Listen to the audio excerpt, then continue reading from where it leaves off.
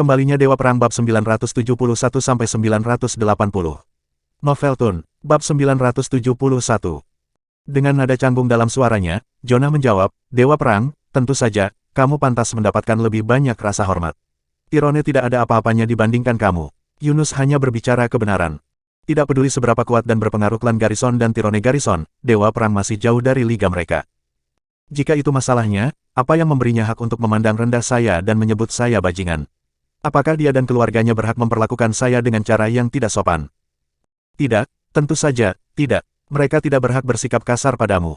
Yunus menjawab dengan penuh semangat. Pada saat yang sama, pria itu sangat ketakutan, tubuhnya gemetar. Beraninya mereka berpikir untuk membunuhku. Apakah mereka memiliki apa yang diperlukan untuk melakukan itu? Levi mencibir. Baiklah, kalian bebas mengirim orang sebanyak yang kalian suka untuk membunuhku. Aku bisa dengan mudah menangani mereka semua. Jonah dan keluarganya dengan cepat menawarkan beberapa busur untuk memohon belas kasihan Levi. Dewa Perang, tolong selamatkan hidup kami. Kami membuat kesalahan dengan mencoba membunuhmu. Kami tidak tahu bahwa kamu adalah Dewa Perang. Seluruh keluarga menekan kepala mereka ke tanah begitu keras sehingga dahi mereka mulai berdarah. Jonah tampak seperti diambang pingsan.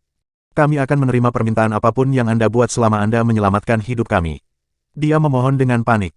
Dia tahu seluruh keluarganya akan dimusnahkan jika mereka membuat Dewa Perang murka. Mereka seharusnya tidak pergi ke Salt City. Tidak pernah dalam mimpi terliar mereka membayangkan Levi, si bajingan, menjadi Dewa Perang. Dengan senyum menghina, Levi memberikan keputusannya. Pergilah, aku tidak akan membunuh kalian hari ini. Tak satu pun dari kalian yang sepadan dengan usahaku, dan darahmu hanya akan mengotori tanganku. Hadiah dari kalian memang menawarkan beberapa kompensasi. Itu sangat sesuai dengan keinginanku. Petik 2. Yunus dan keluarganya menghela nafas lega ketika mereka menyadari bahwa mereka tidak akan dibunuh di tempat. Mereka senang bahwa mereka telah mengirimi Levi beberapa hadiah sebelumnya hari itu, gerakan itu tampaknya berhasil menyelamatkan hidup mereka. Apakah kalian bisa mencapai Tyrone Garrison? Levi meminta mereka tiba-tiba.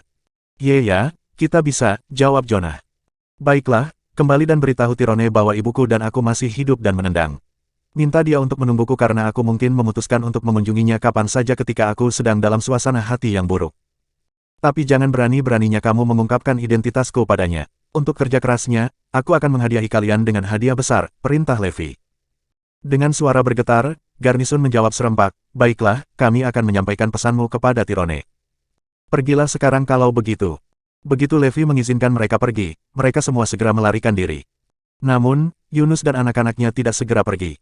Sebaliknya, mereka mendekati Kirin dan menjelaskan semuanya kepadanya. Kalian tidak bisa diperbaiki. Kirin sangat marah. Tidak heran bos sudah tahu apa yang mereka lakukan hari ini. Mereka datang ke sini untuk membunuh bos. Tidak ada lagi yang bisa dikatakan sekarang. Mulai hari ini dan seterusnya, aku tidak akan ada hubungannya dengan kalian. Jika kamu berani melakukan sesuatu seperti ini lagi di masa depan, aku akan menjadi orang pertama yang menghukummu. Kirin membentak dengan marah. Jonah dan keluarganya melakukan perjalanan kembali ke Haven malam itu. Mereka tahu bahwa mereka harus bersembunyi selama hari-hari berikutnya jika mereka ingin bertahan hidup. Ayah, haruskah kita memberitahu klan Garrison tentang ini? Haruskah kita mengatakan yang sebenarnya kepada mereka? Tanya Seamus. Tidak, kita seharusnya tidak memberitahu mereka apa-apa. Dilihat dari nada bicara Dewa Perang, pasti ada perseteruan antara dia dan klan Garnison. Apakah kita ingin terlibat dalam bentrokan mereka? Yunus mendidih. Tidak, kami tidak. Lagi pula, mereka tidak menganggap kami serius. Mereka melihat kami sebagai sekelompok bukan siapa-siapa. Semua orang mengangguk setuju. Lakukan panggilan telepon ke Tyrone untukku sekarang. Aku akan menyampaikan pesan itu kepadanya, dan kemudian aku akan meninggalkannya untuk menyelesaikan kekacauan itu sendiri. Saat Jonah akan menghubungi nomor Tyrone, dia menerima telepon dari klan Garrison. Ayah, seseorang dari klan Garrison menelepon. Sepertinya mereka sudah mengetahui apa yang terjadi. Seru Seamus. Berikan aku telepon. Juna mengangkat panggilan itu. Halo. Suara tua dan lemah datang dari ujung yang lain. Bab 972. Jonah Garnison, kata pria tua itu dengan nada dingin. Ekspresi Jonah berubah tajam, dan dia berbicara dengan hormat. Salam, Tuan Edward. Perubahan sikap Jonah menunjukkan betapa kuatnya pihak lain sebenarnya. Orang yang berbicara dengannya bahkan bukan anggota tingkat tinggi dari klan Garrison. Itu adalah pelayan belaka yang memiliki pengaruh lebih dari Caleb. Edward adalah pelayan pribadi yang ditugaskan untuk merawat ayah biologis Levi, Tyrone Garrison. Faktanya, pria itu telah bekerja di sisi Tyrone sejak Tyrone lahir. Dapat dikatakan bahwa Edward bertanggung jawab untuk menangani setiap masalah tentang Tyrone. Terlebih lagi, pria itu bukan hanya pengawal Tyrone, dia juga tangan kanan Tyrone. Itulah alasan mengapa Edward memiliki kekuatan luar biasa dalam klan Garrison, meskipun dia bukan anggota keluarga. Bahkan penguasa keluarga Garrison di Haven harus tunduk padanya. Mereka tidak berada di level yang sama. Klan Garnison di kota Auckland terlalu kuat, bahkan seorang pelayan dipandang sebagai bangsawan. Bagaimana hasilnya? Apakah semuanya sudah beres? Edward bertanya. Jelas, Edward sudah tahu semua tentang Levi dan Emma, meskipun itu rahasia. Tetap saja, mengingat kekuatan klan Garrison, itu hanya masalah waktu sebelum mereka mengetahui semua tentangnya. Yona sedikit ragu untuk menjawab. Nada suara Edward langsung berubah tegas. Dia menuntut, apa? Jangan bilang kamu gagal. Jonah Garrison, kamu adalah kepala klan Garrison dari Haven. Bagaimana kamu bisa dikalahkan oleh bajingan? Keluarga Garrison dan aku sangat kecewa padamu. Serius, apa gunanya menyimpan sampah sepertimu? Yang kamu lakukan hanyalah mempermalukan klan Garrison. Yunus menjadi kesal setelah dimarahi olehnya. Dia adalah dewa perang yang menakutkan. Tidak ada yang bisa berurusan dengan orang seperti itu. Kenapa kamu diam saja? Apakah kamu tidak puas? Yah, nasib buruk. Tidak ada gunanya menjadi tidak puas. Astaga, kamu bahkan tidak bisa membunuh bajingan. Kamu benar-benar tidak lebih dari sampah, geram Edward. Ada alasan kenapa aku tidak bisa membunuhnya. Itu tidak berarti keluarga Garrison di Haven lemah. Kami jelas bukan sampah yang kamu klaim. Teriak Yunus marah. Baiklah, katakan padaku apa alasannya, kata Edward dengan nada geli. Alasannya adalah karena semua cobaan ini tidak ada hubungannya denganku, jadi aku tidak ingin melakukan apa-apa. Puas, ejek Yunus. Hah, itu tidak lain adalah alasan yang datang dari orang yang tidak berguna. Kalau begitu, saya pribadi akan menangani masalah ini untuk Tuan Tyrone. Anda akan melihat betapa mudahnya membunuh bajingan itu dan bajingan itu. Geram Edward. Jonah menyeringai dan menjawab, kalau begitu, izinkan saya menyampaikan pesan dari Levi kepada Tyrone. Dia mengatakan bahwa dia dan ibunya menjalani kehidupan yang baik sekarang, tetapi dia mengatakan kepada Tyrone untuk bersabar, karena akan datang suatu hari ketika dia mengetuk pintu keluarga Garrison. Jonah tahu bahwa, sejauh menyangkut garnisun dari kota Auckland, anggota keluarga besar tidak lebih dari Mood. Bahkan seorang pelayan biasa diizinkan untuk menghina keluarga besar. Perlakuan buruk itu membuat Jonah kesal, dan dia tiba-tiba ingin melihat Levi menghancurkan klan Garrison di Auckland City. Apa bajingan itu benar-benar mengatakan itu? Tuntut Edward, yang jelas sangat marah. Setelah itu, pria itu menambahkan, kamu benar-benar menyampaikan pesan untuk bajingan itu. Ya ampun, Jonah, kamu benar-benar memalukan garnisun. Kamu lebih buruk dari bajingan. Silakan dan singkirkan kami semua yang kamu suka. Aku akan duduk dan melihat betapa menyedihkannya usahamu untuk membunuhnya. Tidak mungkin Jonah akan memperingatkan Edward tentang kekuatan Levi setelah dihina sedemikian rupa oleh pria seperti itu. Jonah Garrison, tunggu saja, dasar bajingan tak berguna. Aku akan segera melaporkan ini ke petinggi, dan keluarga Garrison di Haven pasti tidak akan diakui. Setelah mengatakan bagiannya, Edward menutup telepon dengan marah. Dia benar-benar terlalu banyak. Jonah menghancurkan ponselnya ke lantai karena marah. Dia kemudian melihat ke kejauhan dan bergumam, mengapa saya merasa bahwa dia memiliki kemampuan untuk menghancurkan klan Garrison di kota Auckland. Bab 973. Bagaimana mungkin? Jadi bagaimana jika dia adalah dewa perang? Tidak mungkin dia bisa melakukan apapun pada klan Garnison. Klan menghabiskan 1000 tahun terakhir untuk membangun fondasi yang kuat, kata Seamus, yang tidak percaya pada Levi. Kalau begitu kita harus menunggu dan melihat.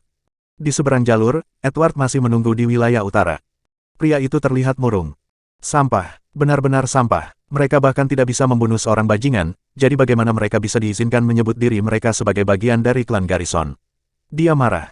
Itu benar, klan Garrison memiliki banyak anggota di Erudia, tetapi tidak satupun dari mereka yang berguna. Sampah bodoh, mereka tidak layak menjadi bagian dari klan Garrison, bahkan jika mereka memiliki nama keluarga yang sama. Beberapa orang lain menimpali dan memberikan 2 sen mereka juga. Apa yang kita lakukan selanjutnya, Edward? Haruskah kita menyampaikan pesan Levi kepada Master Tyrone? Seseorang bertanya dengan berani. Tidak, kita tidak bisa membiarkan masalah ini mempengaruhi Tuan Tyrone di saat genting seperti ini. Kita harus menangani semuanya secara rahasia, kata Edward muram. Upacara suksesi sudah dekat, dan Tuan Tyrone akan dinobatkan sebagai kepala klan Garnison. Jika berita tentang Betech dan bajingan itu keluar pada saat seperti ini, masalah pasti akan menyusul. Selain itu, jika Tuan Tyrone menjadi kepala baru klan Garnison, kita akan menjadi pelayan paling kuat di dalam klan. Hal seperti itu akan mempengaruhi masa depan kita juga. Timpal anggota lain. Mata Edward bersinar dengan eksentrik saat dia berkata, tepat. Sebagai pelayan, adalah tugas kita untuk melindungi Tuan Tyrone dan membantunya menjadi kepala berikutnya. Kita akan membunuh siapapun yang mengancam posisinya, baik itu Levi Garrison atau Emma Jones.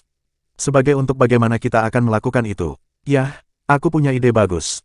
Bibir Edward melengkung membentuk senyuman kejam. Tyrone telah lama mendambakan posisi kepala klan Garnison. Pria itu pernah berkata bahwa dia akan melupakan segalanya dan menjadi sekejam yang dia butuhkan untuk mencapai posisi itu. Itulah mengapa tindakan meninggalkan Emma dan Levi tidak berarti apa-apa baginya. Dibandingkan dengan posisi sebagai kepala klan Garrison, Emma dan Levi bukanlah apa-apa. Edward menerima telepon pada saat itu. Telepon itu dari Damien, putra sah Tyrone. Dia adalah putra yang dimiliki Tyrone dengan istrinya, yang dia nikahi setelah dia meninggalkan Levi dan Emma. Edward dan yang lainnya selalu ada di setiap tahap kehidupan Damien. Karenanya, mereka tahu betapa kejamnya pria itu sebenarnya. Tyrone sendiri adalah makhluk yang tidak berperasaan dan tanpa ampun, tetapi Damien entah bagaimana berhasil menjadi 10 kali lebih buruk daripada ayahnya. Pria itu pasti akan menjadi kekuatan yang harus diperhitungkan di masa depan. Edward, aku sudah belajar tentang segalanya. Ayahku hampir berhasil mendapatkan posisi sebagai kepala klan Garrison. Kamu tahu apa yang akan terjadi jika mereka berdua muncul pada saat seperti ini, kan? Tanda tanya petik 2, cibir Damien. Kami tahu apa yang harus dilakukan, Tuan Damien.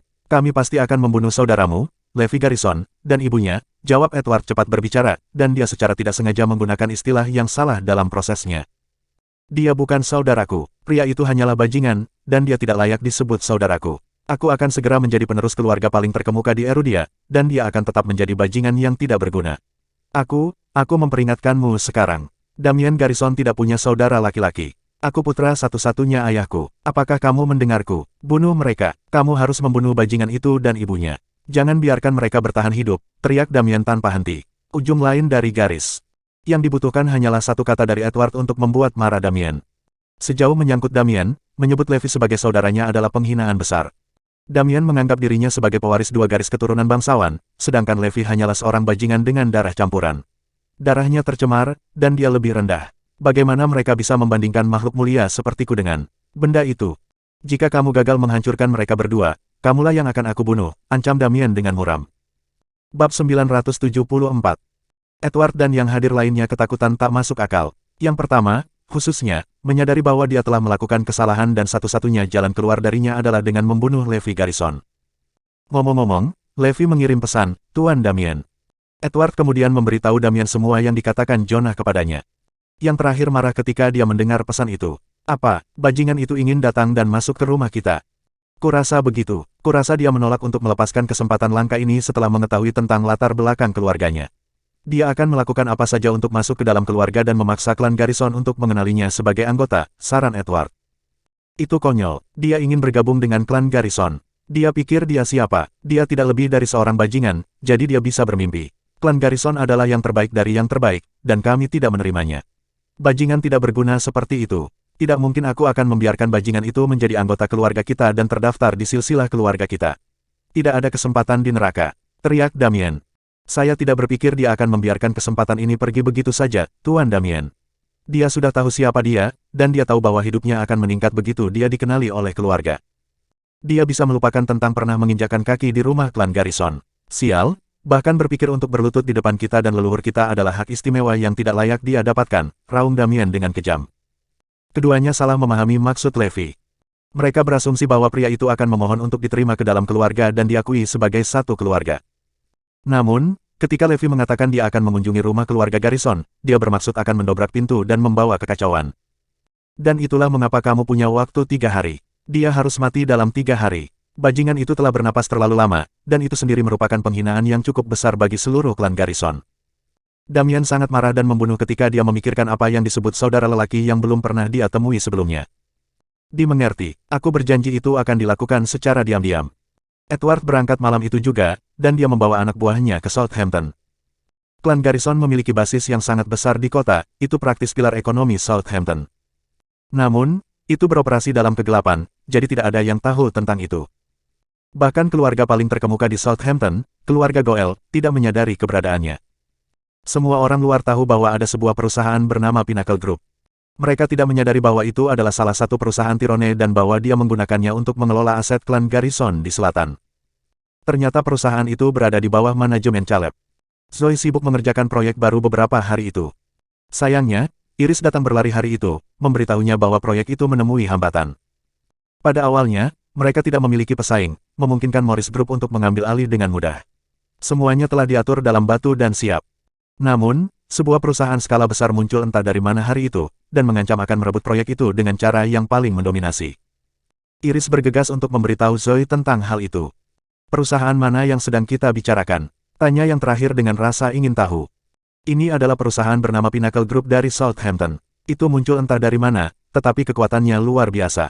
Perusahaan pada dasarnya mengendalikan ekonomi Southampton, dan Morris Group jelas bukan pesaingnya, jawab Iris. Zoe segera menyelidiki Pinnacle Group. Informasi perusahaan tidak pernah menjadi rahasia, tetapi agak sulit untuk mempelajarinya. Dia menghabiskan beberapa waktu untuk itu dan akhirnya menemukan sesuatu. Perusahaan ini dimiliki oleh Tyrone Garrison. Nama itu terdengar familiar, di mana aku pernah mendengar nama ini sebelumnya. Dia bergumam sebelum dia mengingat siapa pria itu, dan rasa dingin menjalari tulang punggungnya. Dia kemudian menghela napas. Tunggu, Tyrone Garrison, bukankah dia ayah biologis Levi? Bab 975. Bersaing melawan klan Garrison. Peluang apa yang sebenarnya kita miliki untuk menang jika kita melakukan hal seperti itu? Naluri pertama Zoe adalah menyerah. Lagi pula, apa kemungkinan dia benar-benar berhasil? Apalagi jika mereka sudah mengeluarkannya untuknya. Sekretaris Iris masuk ke kantor pada saat itu untuk menyampaikan pesan. Wanita itu menjadi pucat setelah mendengar kata-kata Zoe. Dia kemudian memberitahu, penanggung jawab grup Pinnacle akan berada di sini sore ini. Saya kira mereka ada di sini untuk membicarakan proyek tersebut. Anda harus menghadiri pertemuan itu. Oke. Zoe menarik napas dalam-dalam beberapa kali. Jadi bagaimana jika Tyrone memiliki perusahaan? Jadi bagaimana jika klan Garrison sangat kuat? Akulah yang mendapat proyek lebih dulu. Saya tidak akan membiarkan Pinnacle Group mengambilnya dari saya. Levi memeriksa Zoe dengan cermat saat makan siang dan berkomentar, ada apa? Kamu terlihat bermasalah. Bukan apa-apa, aku hanya berurusan dengan beberapa masalah dari pekerjaan. Dia tidak pernah memberitahunya tentang masalah dengan Pinnacle Group. Dia khawatir kekacauan yang tidak perlu akan terjadi jika dia tahu tentang kemajuan Tyrone. Mungkin lebih baik diam. Lagi pula, tidak mungkin perusahaan kecil seperti kita bisa berurusan dengan perusahaan raksasa seperti itu. Sore itu, sejumlah mobil mewah berwarna hitam melaju. Orang-orang dari Pinnacle Group telah tiba. Zoe secara pribadi menyambut mereka. Yang bertanggung jawab adalah seorang wanita dan dua pria. Asisten mereka mengikuti dari belakang, dan mereka semua jelas kehabisan darah. Zoe Lopez, jadi itu benar-benar kamu, kata wanita itu sebelum dia tertawa keras. Dan Anda. Wanita itu memakai kacamata hitam, jadi Zoe tidak bisa mengenalinya. Yang terakhir gemetar, dan matanya bersinar karena terkejut ketika wanita itu melepas kacamata hitamnya. Dia kemudian bergumam, itu kamu. Kamu ingat aku. Ah, kupikir kamu sudah melupakan semua tentangku, jawab wanita itu dengan seringai yang menakjubkan muncul di wajahnya. Kakakmu adalah penanggung jawab grup Pinnacle. Terima kasih, aku baik-baik saja setelah kalian mengusirku dari Northampton, dan sekarang aku adalah wakil presiden Pinnacle Group. Wanita itu tersenyum. Wanita itu adalah Lindsay Granger, mantan BFF dan senior Zoe.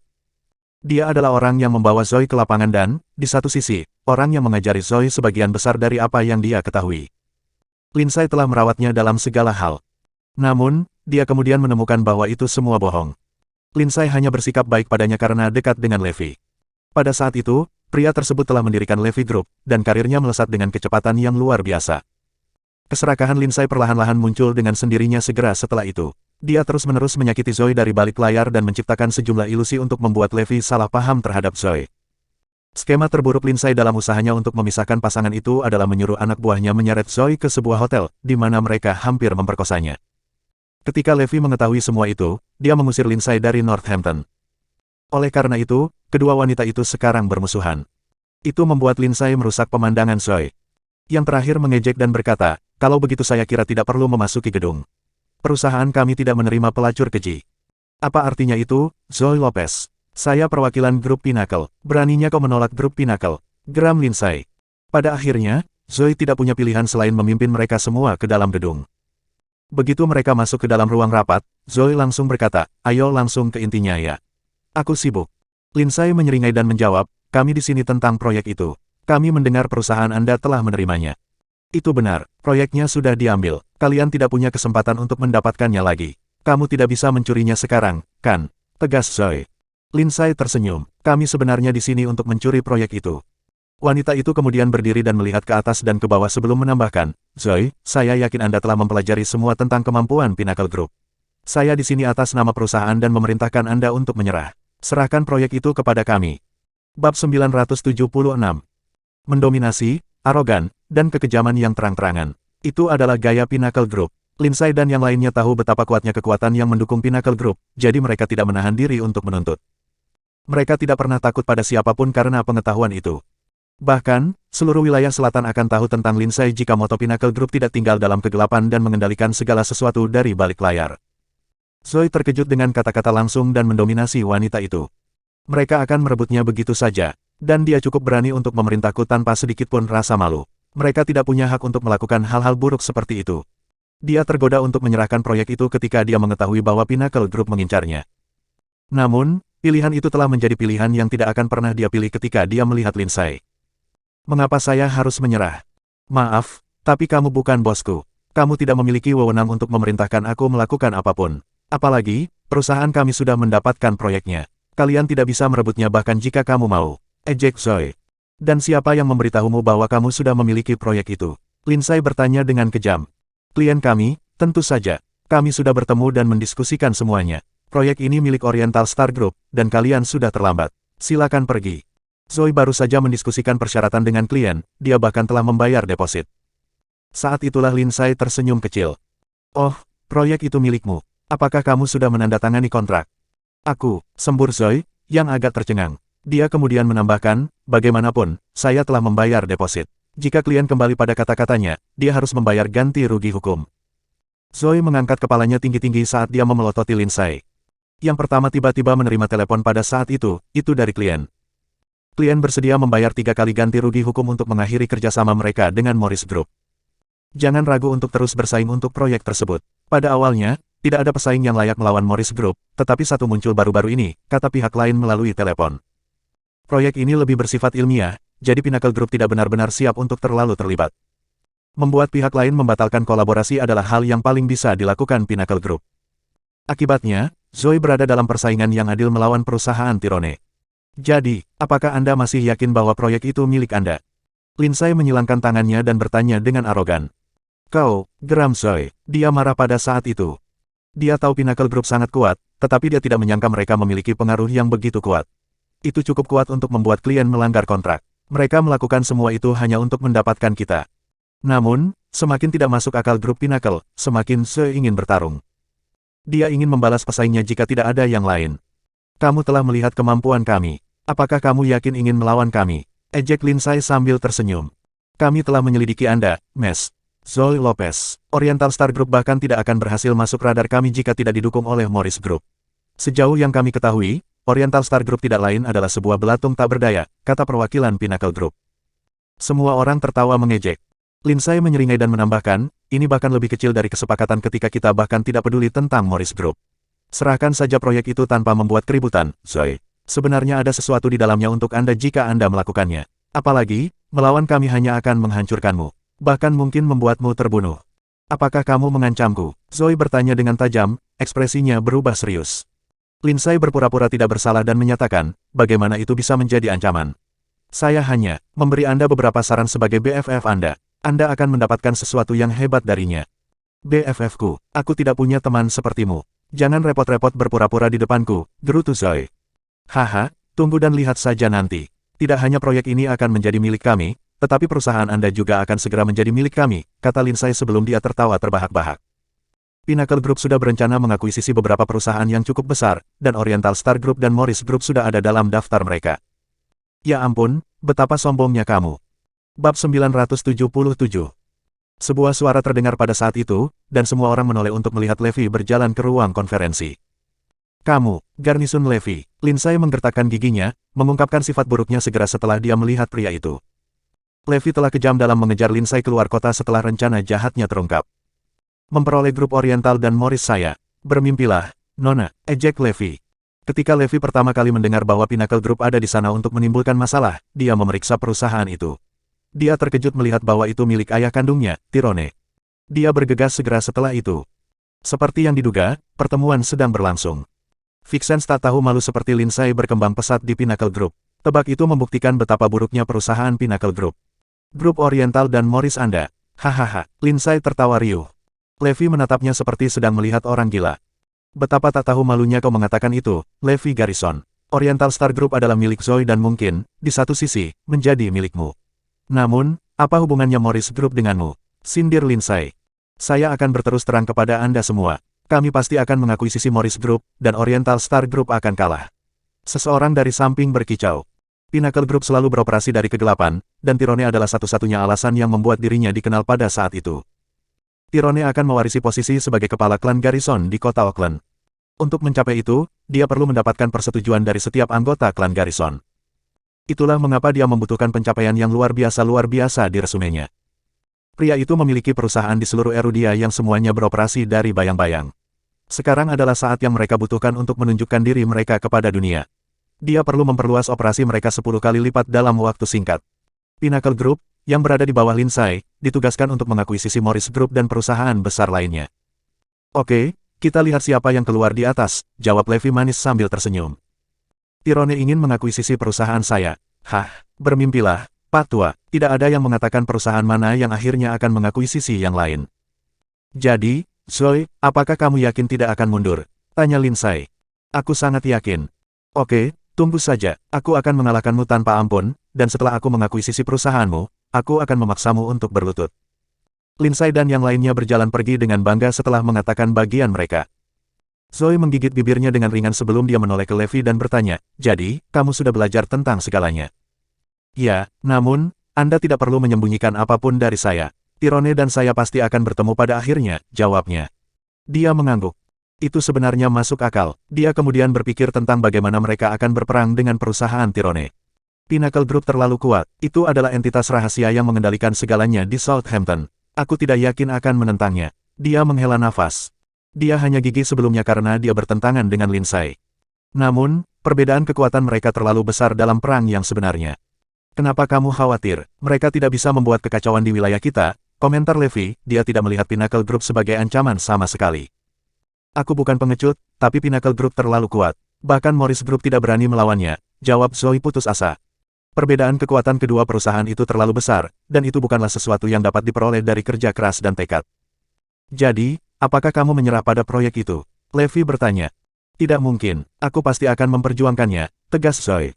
Dia memikirkan bagaimana proyek itu akan meningkatkan dirinya dan membuatnya sehingga baik keluarga Lopez maupun keluarga kulit hitam tidak bisa mengendalikannya lagi. Pikiran itu saja yang membuat Zoe bersemangat. Kamu bisa mengerjakan proyek lain jika kamu ingin melepaskan yang ini. Beritahu Iris saja, kata Levi. Kamu bosnya, yang harus Anda lakukan adalah mengucapkan kata, dan Anda bisa mendapatkan proyek lain. Levi, proyek itu bernilai lebih dari 100 miliar. Tidak banyak proyek seperti itu di luar sana. Kita tidak bisa hanya memilih dan memilih untuk beralih sesuka kita. Bab 978.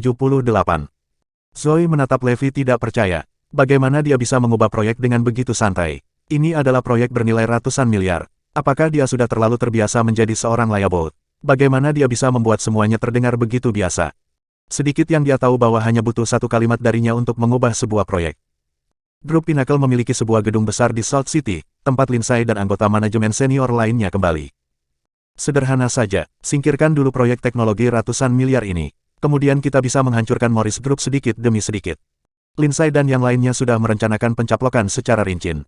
Mereka sedang berdiskusi mendalam ketika pintu ruang konferensi tiba-tiba didorong terbuka. 7 orang masuk. Seorang lelaki tua mengenakan setelan hijau memimpin kelompok itu. Tingkah lakunya yang mengesankan dikombinasikan dengan aura pembunuh yang dia pancarkan membuat semua orang yang hadir menahan napas. Selamat datang, Emmer Edward. Terima kasih telah menghormati kami dengan kehadiran Anda. Kami mohon maaf untuk. Beberapa anggota manajemen senior Pinnacle Group segera berlutut di hadapannya. Berlututlah segera. Gemetar karena gentar, Lindsay dan yang lainnya berlutut. Klan Garrison memberlakukan aturan yang sangat ketat pada anggota mereka. Mereka diharapkan untuk berlutut saat salah satu dari mereka bertemu dengan seseorang yang berpangkat tinggi.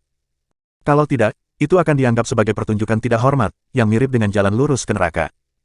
Jayden Yolander, pemimpin Pinnacle Group saat ini, mengerti bahwa ini berarti sesuatu yang besar akan terjadi. Seseorang setingkat Edward tidak akan muncul bahkan sekali dalam 30 tahun.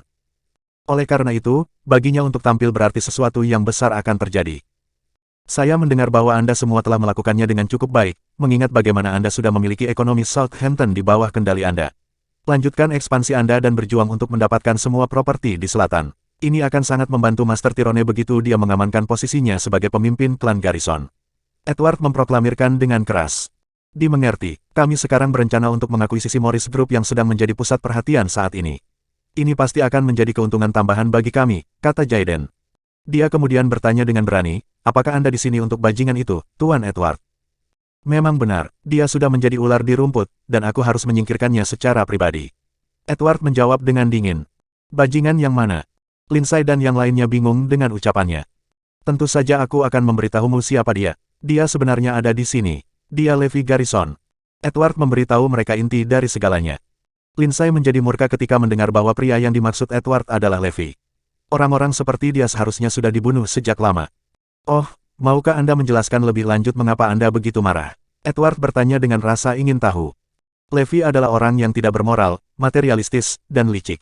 Saya pikir dia pasti akan menggunakan posisinya sebagai garnisun kota Auckland untuk melakukan sesuatu.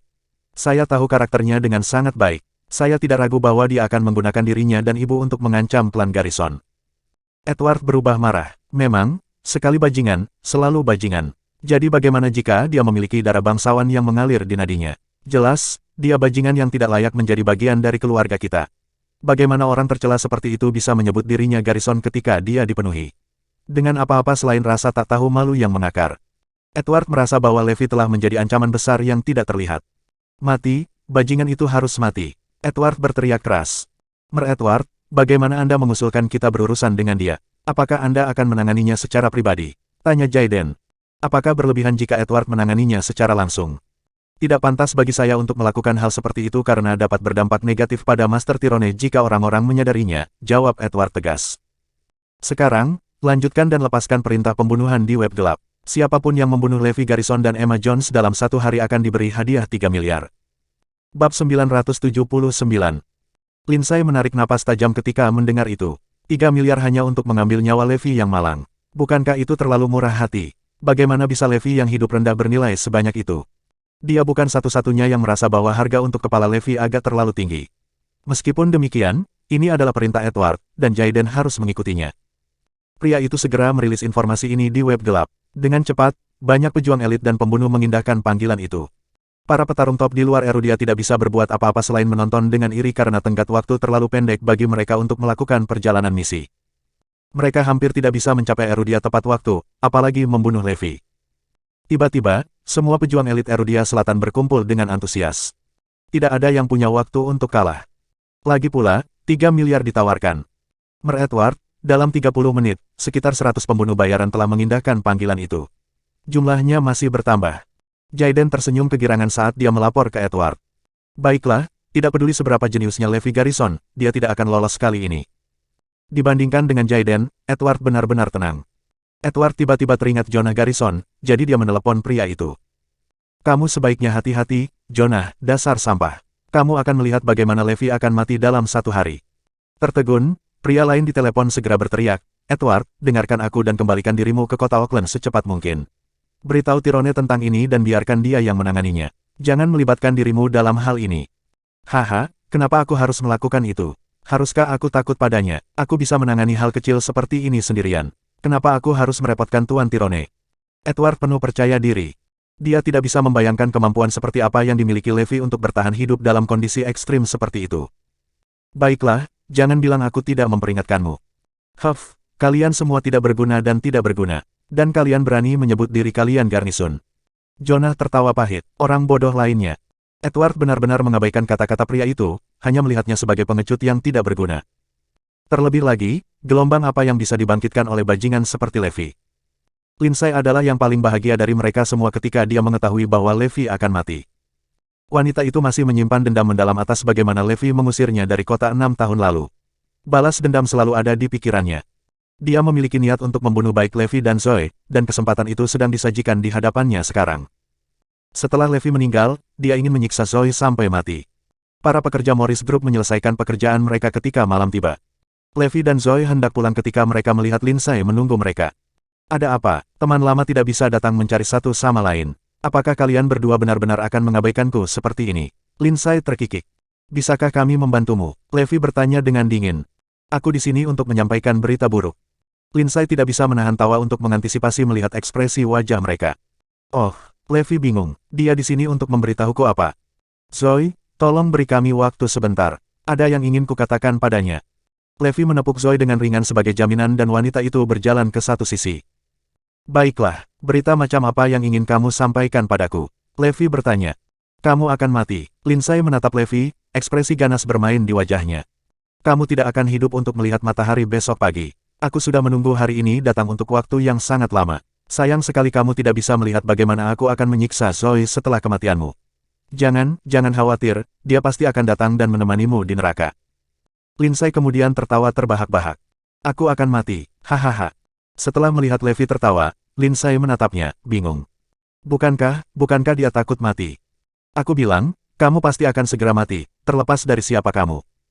Dia menggertakkan giginya karena marah. Dengan senyum yang dalam, pria itu berkata, mari kita bertaruh, ya. Saya yakin saya masih hidup besok. Tunggu dan lihat saja.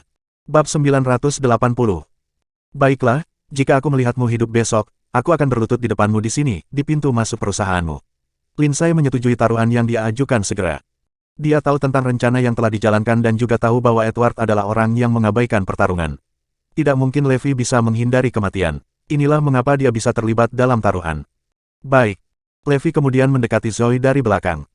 Yang terakhir bertanya dengan rasa ingin tahu, mengapa Lindsay mencarimu. Dia bilang dia ingin berlutut di depanku besok. Jawab Levi acuh tak acuh. Wanita itu menatapnya dengan heran. Oh, apakah Lindsay sudah gila? Dia benar-benar ingin berlutut di depanmu. Dia mungkin baru saja menemukan hati nuraninya. Kami akan menunggu untuk melihatnya berlutut besok. Zoe masih bingung dengan seluruh situasi. Aneh. Kenapa dia tiba-tiba mengatakan hal yang tidak masuk akal seperti itu? Setelah makan malam-malam itu, Levi meninggalkan Manor.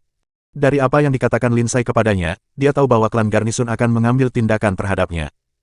Masalahnya bukan lagi tentang keluarga cabang yang berbeda. Itu pasti klan Garrison dari Oakland City.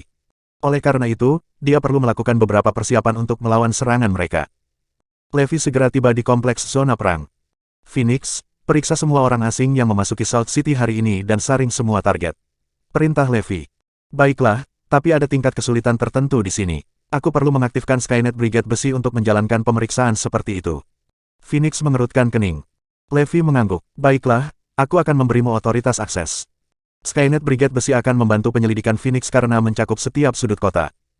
Ini berarti bahwa para pejuang elit, yang datang ke kota untuk membunuh Levi, tidak punya tempat untuk bersembunyi. Mereka semua dilindungi oleh Skynet ini. Pada saat yang sama, siapkan resimen kavaleri. Saat Phoenix memastikan targetnya, Azure Dragon, singkirkan semuanya. Iya Pak. Naga Azure mengangguk. Setelah memberikan semua instruksi, Levi pulang ke rumah untuk menemani ibunya dan Zoe seolah-olah tidak ada yang terjadi. Sementara itu, di Golden Plaza, Edward dan Jayden, bersama dengan mereka semua, terus-menerus memperhatikan situasi. Lindsay sangat prihatin dengan masalah khusus ini, jadi dia meminta untuk tetap tinggal. Edward, sampai sekarang, 388 pejuang elit telah tiba. Jumlahnya bertambah, dan diperkirakan akan bertambah menjadi 500 sebelum pukul 12. Jayden terkekeh pelan, 500 petarung elit, tidak peduli seberapa kuat dia mengaku, Levi tidak akan tahu apa yang menimpanya. Mereka semua adalah pembunuh bayaran. Dia tidak akan punya kesempatan untuk bertahan hidup. Edward menggeram dingin. Ini karena mereka sengaja menetapkan prasyarat ketika mereka merilis misi di web gelap, hanya elit teratas yang diizinkan untuk mengambil misi ini. Levi akan dibunuh oleh 500 petarung elit teratas. Lindsay sangat senang mendengar rencana semacam itu. Kematian pasti akan menuntut Levi, bahkan jika pria itu memiliki 10 nyawa. Bagaimana dia bisa memasang taruhan seperti itu dengan mengatakan bahwa dia akan selamat dari serangan itu? Hah, lelucon apa? Levi Garrison, kamu masih ingin aku berlutut di depanmu? Itu tidak akan pernah terjadi. Anda tidak akan pernah memiliki kesempatan seperti itu dalam hidup ini. Saya tidak akan memberikannya kepada Anda. Akhirnya, jam 12 tiba.